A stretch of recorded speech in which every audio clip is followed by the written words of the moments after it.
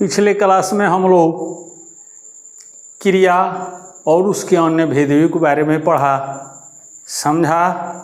अगर आप उसको देखे हैं समझे हैं अच्छा है तो उसको लाइक करें सब्सक्राइब करें।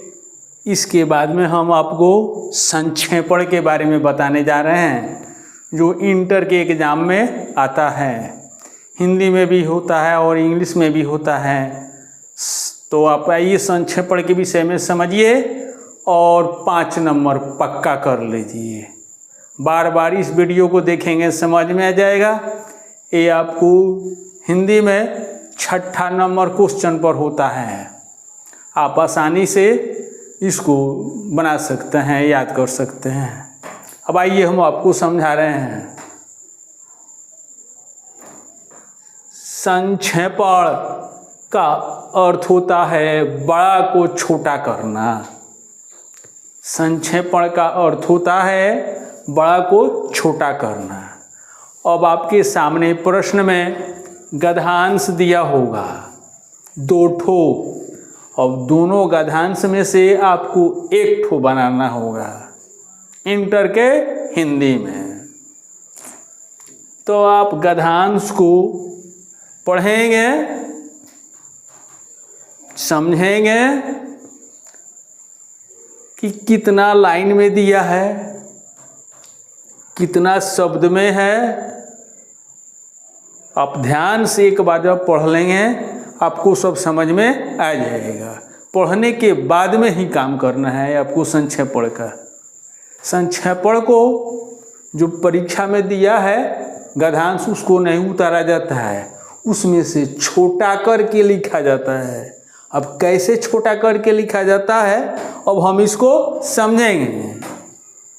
जैसे भारत महान देश है, इसकी संस्कृति अति प्राचीन है। राजा भरत के नाम पर इसका नाम भारत पड़ा। कर्तव्य की शिक्षा देने वाली पुस्तक भारत में लिखी गई। दुनिया की पहली पुस्तक वेद की रचना भारत में हुई। रामायण महाभारत आदि ग्रंथ भारत में लिखे गए। नालंदा तक्षशिला विक्रमशिला आदि विश्वविद्यालय भारत में थे। विश्व को सत्य अहिंसा का संदेश भारत से मिला। तो इतना है जिसे 1 2 3 4 5 6। अगर आपको समझ में नहीं आता है हम क्या करें वहीं आपको समझा रहे हैं। कुल गद्यांश में से तीसरा भाग लिखना है। तो 1 2 3 4 5 6 लाइन है तो 6 का तीसरा भाग कितना हुआ 2। तो 2 से थोड़ा सा ज़्यादा करके आप इसमें से लिख सकते हैं। अगर आपको समझ में आ जाता है तो आप ऊपर से लाइन और एक लाइन बीच में से और एक लाइन नीचे से करके लिख सकते हैं। अगर नहीं समझ में आता है तो ऊपर से 2 हाईलाइन लिख देंगे सुंदर सुंदर अक्षरों में कि आपका नंबर बढ़िया आवे। तो अब इस गद्यांश को समझिए कि कैसे क्या करना है कि कुल गद्यांश में से तीसरा भाग लिखना है। तो आप देख लीजिए संक्षेपण हमने किया है तो इसमें से तीसरा भाग यानी 2 से ज़्यादा हल्का सा लाइन हमने लिखा है।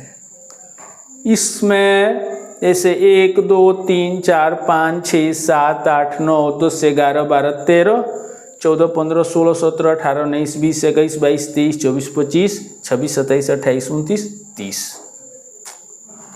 तो 30 शब्दों में हमने लिखा है यानी छोटा कर दिया है।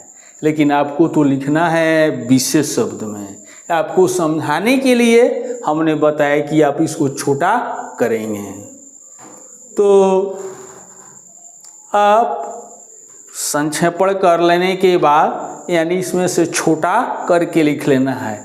आप ऊपर से करें चाहे बीच में से लिखें या नीचे से लिखें आपको तीसरा भाग ही लिखना है। तीसरा से थोड़ा ज़्यादा हो जाए तो कोई बात नहीं है। अब संक्षेपण लिख लेने के बाद यहीं आप लिखेंगे। इसके ऊपर वाला सब चीज़ आपको परीक्षा के कॉपी में नहीं लिखना है। तो इस तरह दिया होगा आप इस लिख देंगे संक्षेपण।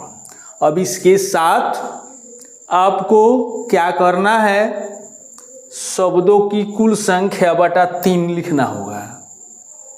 जैसे हम पूरा गिने हैं तो 60 शब्द आया है, तो 60 बटा 3, यानी शब्दों की कुल संख्या संक्षेपण में 60 है और 3 से हम भाग करते हैं, तीसरा भाग निकलता है, तो ये हो गया 20 शब्द। तो इस पर आपका 1 नंबर हुआ। अब शीर्षक लिखना है, तो शीर्षक आप कैसे पकड़ेंगे, इस गद्यांश को जो पढ़ेंगे क्वेश्चन पेपर में, उसमें एक शब्द जितने बार में एक से अधिक बार में आता है उसी को हम शीर्षक के रूप में लिखेंगे। जैसे ही भारत एक बार आया, फिर भारत दूसरा बार आया, फिर भारत तीसरा बार आया, फिर भारत चौथा बार आया, फिर भारत 5वां बार आया, फिर भारत 6ठा बार आया। यानी एक से अधिक बार आ गया तो आप उसको शीर्षक लिख दिए। तो इसमें भारत एक से अधिक बार आया तो शीर्षक हो गया भारत। तो परीक्षा के प्रश्न में गद्यांश में जो एक से अधिक बार शब्द आएगा वो शीर्षक हो जाएगा। इस पर हो गया 1 नंबर। तो 1 नंबर शब्दों की कुल संख्या बटा 3 पर, 1 नंबर शीर्षक पर और 2 नंबर आपको संक्षेपण करने पर, और 1 नंबर आपको सुंदर लिखने पर मिलता है। तो आप गद्यांश से देख कर ही जितना छोटा करना है लिख देंगे, तो सुंदर लिख देते हैं सही सही देख कर, तो 1 नंबर ये भी हो जाएगा। 5 नंबर आपका आसानी से आ जाएगा। तो साइंस के स्टूडेंट होते हैं, आर्ट्स के, कॉमर्स के, बहुत से लोग क्या करते हैं, जैसे गद्यांश दिया होता है उसको उतार देते हैं। ऐसी गलती आप नहीं करेंगे। आप संक्षेपण में से तीसरा भाग लिख देंगे। क्वेश्चन में जो दिया रहेगा प्रश्न, और उसमें से शब्दों की कुल संख्या बटा 3 करके भाग करके लिख देंगे और शीर्षक लिख देंगे। 5 नंबर आपका आसानी से आ जाएगा।